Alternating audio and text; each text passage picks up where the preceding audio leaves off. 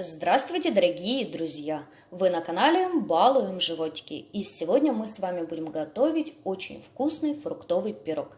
На моем канале уже есть отличный рецепт приготовления фруктового пирога, если кто не видел, всем рекомендую посмотреть.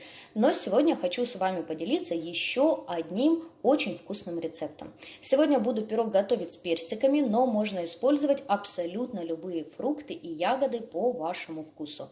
Для приготовления нам понадобится фрукты. Сегодня я беру 6-7 персиков небольшого размера. Если вы берете другие фрукты, количество регулируете сами. Также нам понадобится для теста 150 грамм муки, 200 грамм сахара, 150 миллилитров растительного масла, 150 миллилитров сметаны, 3 куриных яйца, 1 чайная ложка разрыхлителя и пакет. В миску, в которой будем готовить тесто, разбиваем 3 куриных яйца.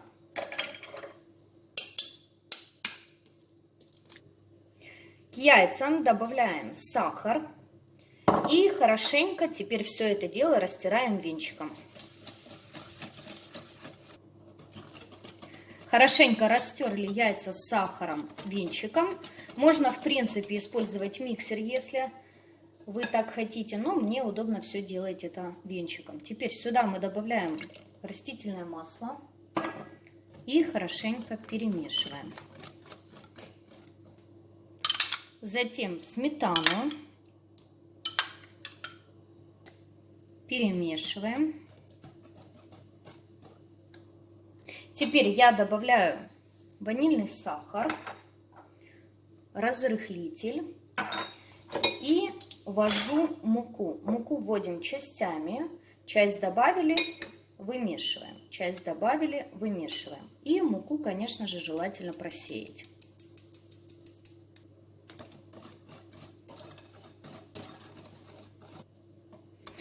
Вот и все, тесто готово. Вот такое вот оно должно получиться жидкое, но однородное. Отставляем тесто пока в сторону и займемся персиками. Персики нарезаем произвольным способом. Персики я нарезала, и теперь половину персиков я отправляю в тесто. Перемешиваю, а оставшиеся персики мы будем выкладывать сверху.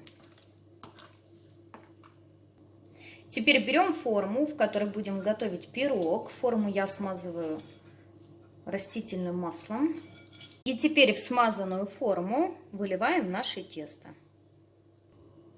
Распределяем тесто ложкой по форме. И теперь сверху в произвольном порядке выкладываю оставшиеся персики.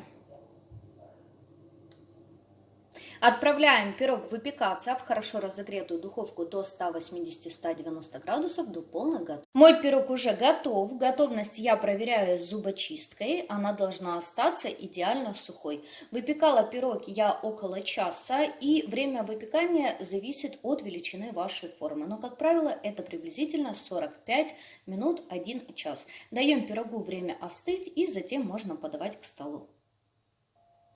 По желанию пирог можно присыпать небольшим количеством сахарной пудры. Отрежем кусочек и посмотрим, что у нас получилось.